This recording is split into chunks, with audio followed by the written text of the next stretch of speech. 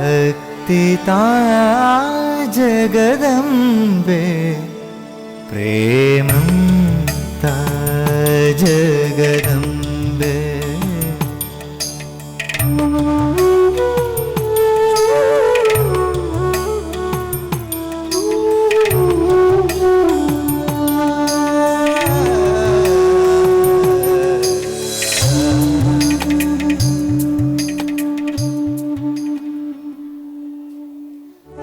പ്രേമസ്വരൂപികളും ആത്മസ്വരൂപികളായിരിക്കുന്ന എല്ലാവർക്കും നമസ്കാരം.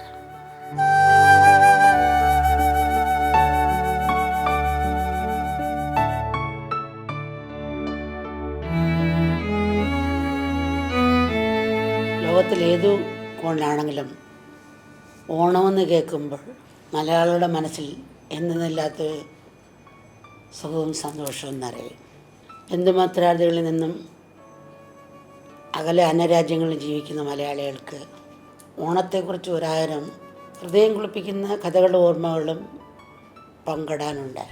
പ്രത്യേകിച്ച് കുട്ടിക്കാലത്തെ ഓണാഘോഷങ്ങളെക്കുറിച്ച്. പ്രായമായവരെയും കൊച്ചു കുഞ്ഞുങ്ങളാക്കി മാറ്റുന്ന സമയമാണ് ഓണക്കാലം. അതായത് എല്ലാവരിലും കുഞ്ഞു ഹൃദയം ഉണരുന്ന കാലം. എല്ലാവരും ഓണക്കളിയിൽ പങ്കെടുത്ത് എല്ലാം മറക്കുന്ന കാലം. ഈ ലോകം ഈശ്വരൻ്റെ ലീലയാണെന്ന് ഓർമ്മിക്കുന്ന കാലം. ഈ ജീവിതം സന്തോഷിക്കാനുള്ളതാണ്, ചിരിക്കാനും കളിക്കാനും ഉള്ളതാണെന്ന് സന്ദേശം നൽകുന്ന കാലം. മനസ്സിൽ നിറയുന്ന സന്തോഷവും പ്രസന്നതയും പ്രകൃതിയിലുള്ള സകലതയും ചൈതന്യവത്താക്കുന്ന കാലം. ഹൃദയം തുറന്ന് എല്ലാവരോടും സ്നേഹവും സൗഹാർദ്ദവും പ്രകടിപ്പിക്കുന്ന കാലം. ഈ മനോഭാവമാണ് ഓണത്തിൻ്റെ ഏറ്റവും വലിയ പ്രത്യേകത. നന്മ നിറഞ്ഞ ഈ മനസ്സെല്ലായ്പ്പോഴും നിലനിർത്താനും അനുഭവിക്കാനും കഴിഞ്ഞാലുള്ള ജീവിതത്തെക്കുറിച്ചൊന്ന് ഭാവന ചെയ്ത് നോക്കുക. അങ്ങനെ ഒരു ജീവിതം നോക്കി കിട്ടിയാണ് ഭൂമി സ്വർഗമാകും, ജീവിതം അവസാനമില്ലാത്ത ആഘോഷമാകും. ഓണമെന്ന പദത്തിൽ ഓമെന്നും ണമെന്നും 2 അക്ഷരങ്ങളുണ്ട്.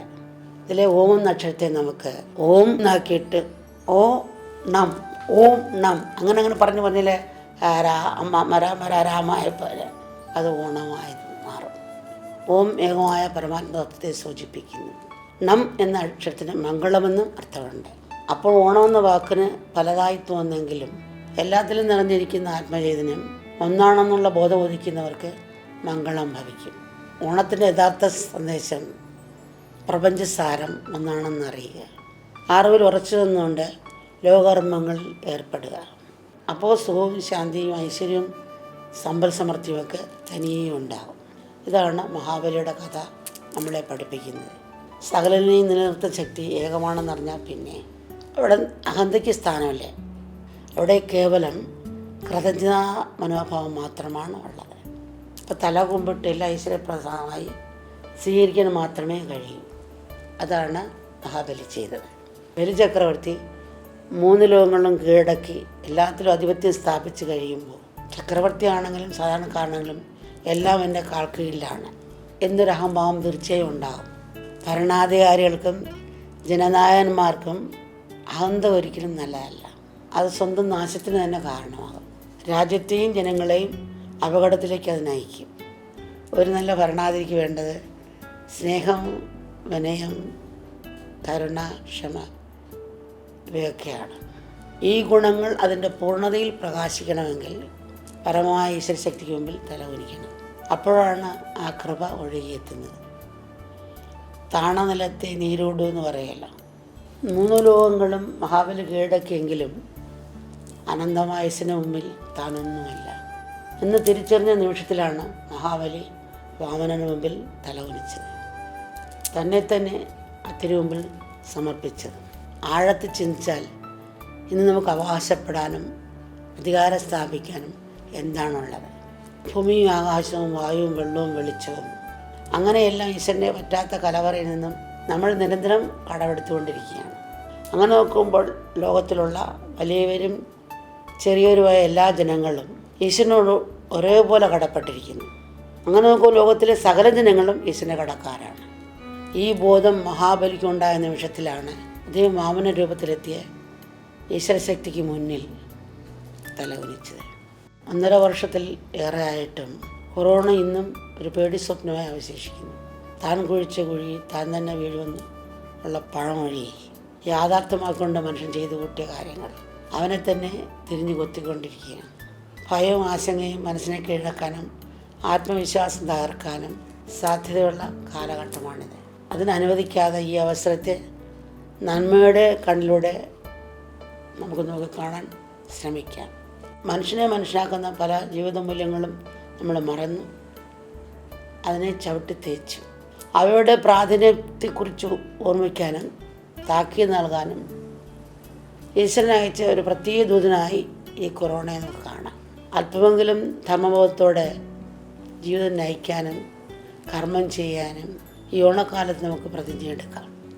ലോകശാന്തിക്കായി പ്രാർത്ഥിക്കാനുള്ള വിലപ്പെട്ട മുഹൂർത്തമായി ഈ അവസരത്തെ നമുക്ക് വിനിയോഗിക്കാം. ദുഃഖത്തിൻ്റെ നടുവിലും സന്തോഷം കണ്ടെത്തുക, സന്തോഷത്തെ സൃഷ്ടിക്കുക. മറ്റൊരു വഴിയും കാണുന്നില്ല. മറ്റൊരു വഴിയും കാണാതിരിക്കുമ്പോൾ നമ്മൾ ഏതെങ്കിലും ഒരു മാർഗം കണ്ടെത്തുമല്ലോ രക്ഷപ്പെടാൻ. 4 ചുറ്റും തീയാൻ വിട്ടുപോയ ഒരാൾ, നടുക്ക് വിട്ടുപോയ ആൾ, അത് കടക്കാൻ ഏതെങ്കിലും ഒരു വഴി കണ്ടെത്തുന്ന പോലെ നമ്മൾ ഭയക്കാതെ മുന്നോട്ട് പോകേണ്ട വഴിയാണ് കണ്ടെത്തേണ്ടത്. അമ്മ ഇത് പറയാൻ കാരണം ചെറിയ ദുഃഖങ്ങളുടെ നടുവിലും തളർന്നു പോകുന്ന മക്കളെ അമ്മ കണ്ടിട്ടുണ്ട്. എന്നാൽ എത്ര വലിയ ദുഃഖങ്ങളുടെ നടുവിൽ പോലും പുഞ്ചിരിയോടെ കഴിയുകയും മറ്റുള്ളവർക്ക് സന്തോഷം പകരുകയും ചെയ്യുന്ന മക്കളുമുണ്ട്, അമ്മ കണ്ടിട്ടുണ്ട്.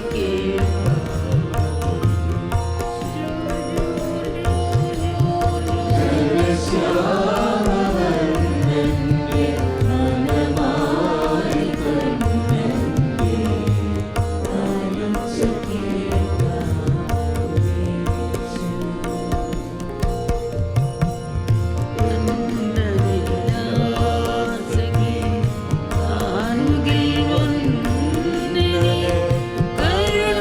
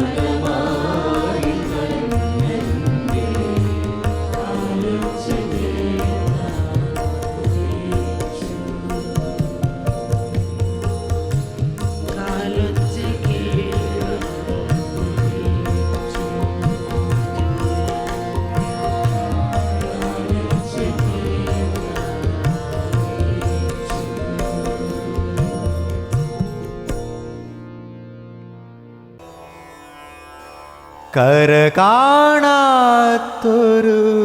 കരുണ അലയിളകും നൻപിൻ പെരുമാ നിലയറിയാത്ത നേതാന്ത നിയോഗം നിലയറിയാത്ത നേതാന്ത നിയോഗം അറിയുകയൻ ഗുരുവേ.